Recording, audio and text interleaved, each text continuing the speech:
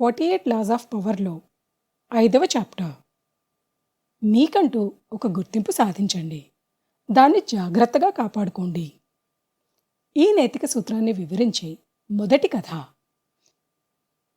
క్రీస్తుపూర్వం 207 నుండి 265 మధ్యకాలంలో చైనాలో 3 రాజ్యాల మధ్య తీవ్రంగా యుద్ధం జరుగుతున్న రోజులు అవి. ఒకరోజు ఆ 3 రాజ్యాలలో ఒక రాజ్యమైన షూ రాజ్యానికి జనరల్ జూకో లియాంగ్ తన ముఖ్య సైన్యాధికారులను మరియు తన దగ్గరున్న సైన్యంలో 70% మందిని పక్క రాజ్యంలో ఒక పట్టణాన్ని ఆక్రమించుకొని రమ్మని పంపించాడు. అతని సైన్యం ఒకవైపు పొలిమేర దాటిందో లేదో మరోవైపు నుండి ఆ రాజ్య వేగులు చూకోలియాంగ్ దగ్గరికి చేరుకుని తమ రాజ్యానికి పొంచి ఉన్న ప్రమాదం గురించి అతనికి చెప్పారు. వేరే రాజ్యానికి చెందిన జనరల్ సిమాయి అతని 150,000 మంది సైన్యంతో తమ రాజ్యం మీదకు దండయాత్ర చేయడానికి బయలుదేరాడు అని, ఒకే ఒక్క రోజులో వారందరూ తమ రాజ్యాన్ని చుట్టుముడతారు అనేది ఆ వేగుల యొక్క సందేశం. విషయం తెలుసుకున్న రాజ్య ప్రజలు, రాజకీయ నాయకులు బెంబేలెత్తిపోయారు. ప్రస్తుతం తమ దగ్గరున్న అతి తక్కువ సైన్యంతో అంత పెద్ద సైన్యాన్ని ఎలా ఎదుర్కోవాలి అని ఆలోచిస్తూ తలలు పట్టుకున్నారు. తన చుట్టూ అందరూ ఆందోళన పడుతున్నా చూకోలియాంగ్ మాత్రం మౌనంగా ఆలోచనలో పడ్డాడు. అతను తెలివైన నాయకుడు, యుద్ధంలో ఆరితేరిన యోధుడు, సమస్యలను చాకచక్యంగా చక్కబెట్టే నేర్పరి. అతని సామర్థ్యం ఏంటి అనేది కేవలం అతని రాజ్య ప్రజలకు మాత్రమే కాదు, అతని శత్రువులకు కూడా తెలుసు. సో అతని తెలివితేటలకు పనిచెప్పిన చూకోలియాంగ్ తెల్లారేటప్పటికీ తన ముఖ్యాధికారులను పిలిచి వాళ్లకు తన ప్లాన్ గురించి చెప్పాడు. అది విని అందరూ అతన్ని వెర్రివాడిలా చూశారు. కొంతమంది తమ గతి ఏమవుతుందో అని ఆందోళన పడ్డారు. అంతలా అందరినీ భయపెట్టిన ప్లాన్ ఏంటంటారా? ఇది అతని ప్లాన్. అతని మాటల్లోనే, మనం యుద్ధానికి సిద్ధపడాల్సిన అవసరం లేదు. రాజ్యంలో అందరూ మామూలుగా ఎవరి పనులు వాళ్ళు చేసుకుంటూ ఉండండి.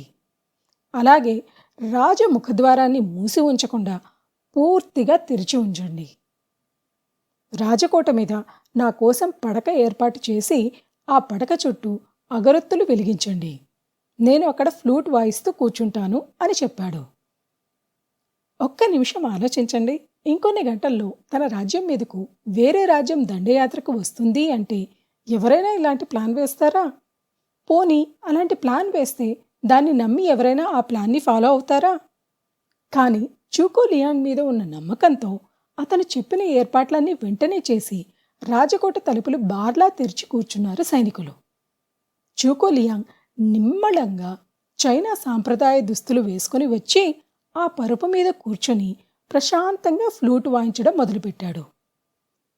కొంతసేపటికి సిమాయి మరియు అతని సైన్యం రాజ్యానికి కనుచూపు మేరలోకి చేరుకున్నారు.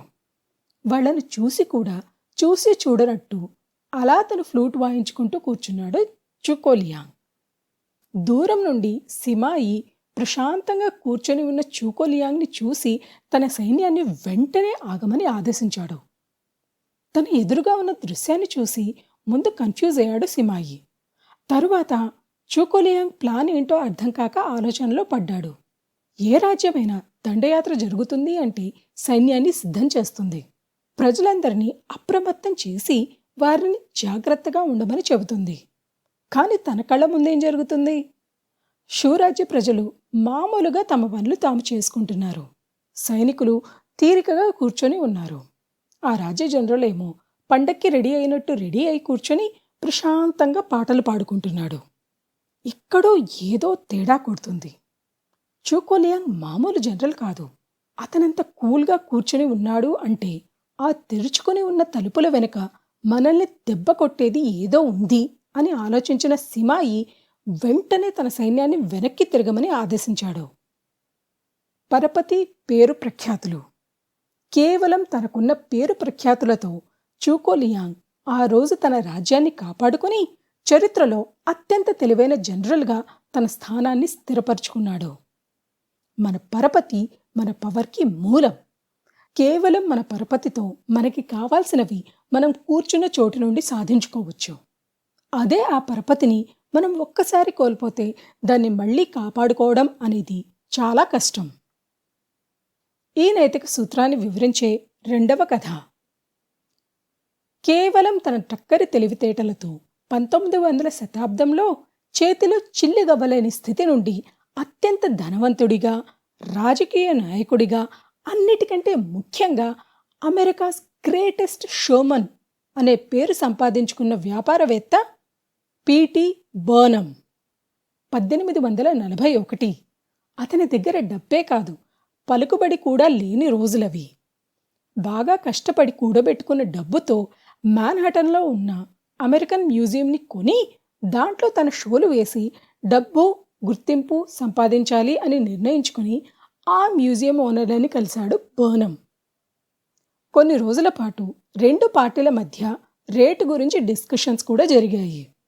చివరికి ఇద్దరి మధ్య ఒప్పందం జరుగుతుంది అని అనుకుంటున్న సమయంలో మ్యూజియం ఓనర్లు మ్యూజియంని పీలేస్ మ్యూజియం అనే వేరే సంస్థకి అమ్మడానికి నిర్ణయించుకున్నాము అని బర్నమ్ని పిలిచి మరీ చెప్పారు.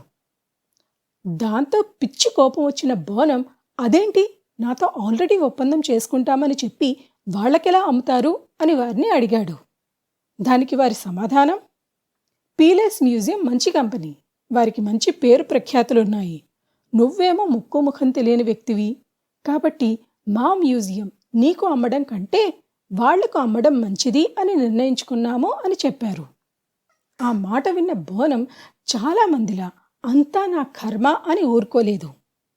నాకెలాగో పేరు ప్రఖ్యాతులు లేవు, కాబట్టి నాకు అడ్డున్న పీలేస్ మ్యూజియం పేరు ప్రఖ్యాతులు నాశనం చేస్తాను అని నిర్ణయించుకొని ఆ రోజు నుండి పేపర్లలో పీలేస్ మ్యూజియం మీద, ఆ మ్యూజియం ఓనర్ల మీద లేనిపోని అభాండాలు, నిందలు వేస్తూ లెటర్లు రాయడం మొదలుపెట్టాడు.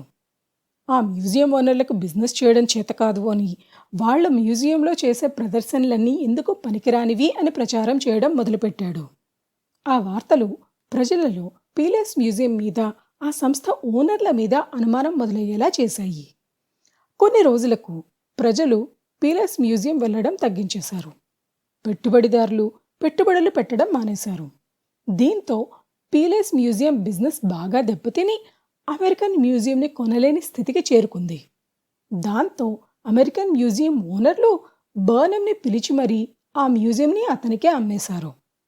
ఆ సంఘటనతో మొదలైన బర్నమ్ మరియు పీలేస్ మ్యూజియం యొక్క శత్రుత్వం కొన్నేళ్ల పాటు సాగింది. బర్నమ్ టక్కరి తెలివితేటల దెబ్బకి పీలేస్ మ్యూజియం తనకున్న పేరు ప్రఖ్యాతులను మెల్లిమెల్లిగా కోల్పోయింది. అలా పోగొట్టుకున్న తన పూర్వ వైభవం సంపాదించుకోవడానికి పీలేస్ మ్యూజియంకి చాలా ఏళ్ల సమయం పట్టింది. పక్కవారిని దెబ్బ కొట్టాలి అన్నప్పుడు మనం ఉపయోగించగలిగే అత్యంత బలమైన ఆయుధం అనుమానం. ఒకసారి జనాలకి మన మీద అనుమానం మొదలయ్యాక దాన్ని వదిలించుకోవడం కష్టం. అనుమానం పోగొట్టడానికి సంజాయిషీ ఇస్తే వీళ్ళు తప్పు చేయకపోతే ఇంతలా ఎందుకు సంజాయిషీ ఇస్తున్నారు అని అంటారు. అదే అలా అనుకుంటారేమో అని సంజాయిషీ ఇవ్వకుండా మౌనంగా ఉన్నామనుకోండి, ఏ తప్పు చేయకపోతే ఎందుకు మాట్లాడకుండా మౌనంగా ఉంటారు అని అంటారు. సో ఒకసారి అనుమానం అనేది మొదలయ్యాక మనం సంజాయిషీ ఇచ్చినా తప్పే, సంజాయిషీ ఇవ్వకపోయినా తప్పే. కాబట్టి మన శత్రువు పలుకుబడి మీద చాకచక్యంగా అనుమానం పుట్టేలా చేయగలిగితే మనకంటూ పలుకుబడి లేకపోయినా పక్కవారిని దెబ్బ కొట్టి మనకే కావలసినది మనం సాధించుకోవచ్చు. ఈ చాప్టర్ ద్వారా 3 విషయాలు గుర్తుంచుకోండి. 1, ముందు మీకున్న క్వాలిటీకి సంబంధించి గుర్తింపు సాధించుకోండి. అది మంచిదైనా కావచ్చు, చెడ్డదైనా కావచ్చు. అందరికంటే మిమ్మల్ని వేరుగా నిలబెట్టే క్వాలిటీ మీ పెట్టుబడి. మీరు ఎలాంటి గుర్తింపు సాధించుకోవాలి అనేది నిర్ణయించుకున్నాక ఆ క్వాలిటీని నలుగురిలో ప్రదర్శించండి. కొన్ని రోజులలోనే మీకు సమాజంలో గుర్తింపు రావడం మొదలవుతుంది. 2, ఒకవేళ మీకు ఆల్రెడీ చెడ్డ పేరుంది, దానివల్ల మీరు కోరుకునే మంచి గుర్తింపు సాధించుకోలేకపోతున్నారు అంటే, అలాంటప్పుడు ఆల్రెడీ మంచి పేరున్న వాళ్లతో స్నేహం కానీ సంబంధం కానీ కలుపుకోండి. సమయం గడిచే కొద్దీ వారి సాంగత్య ప్రభావంతో మీకున్న గుర్తింపు మీరు కోరుకున్నట్టు మారిపోతుంది. 3, పలుకుబడి సంపాదించుకోవడమే కాదు, దాన్ని కాపాడుకోవడం కూడా చాలా ముఖ్యం. ఒక్కసారి మీకు పేరు ప్రఖ్యాతులు వచ్చాక ఆ స్థాయికి తగని పనులకు దూరంగా ఉండండి. ఆల్ ఇన్ ఆల్, పలుకుబడి కంటికి కనిపించని పదునైన ఆయుధం. దాన్ని సంపాదించడం మరియు జాగ్రత్తగా కాపాడుకోవడం మన పవర్కి చాలా ముఖ్యం. ఈ వీడియో మీకు నచ్చితే లైక్ చేయండి. ఇలాంటి మరిన్ని వీడియోల కోసం మా ఛానల్ని సబ్స్క్రైబ్ చేసుకోండి. మీ సలహాలు, సూచనలు మర్యాదపూర్వకంగా కామెంట్ చేయండి.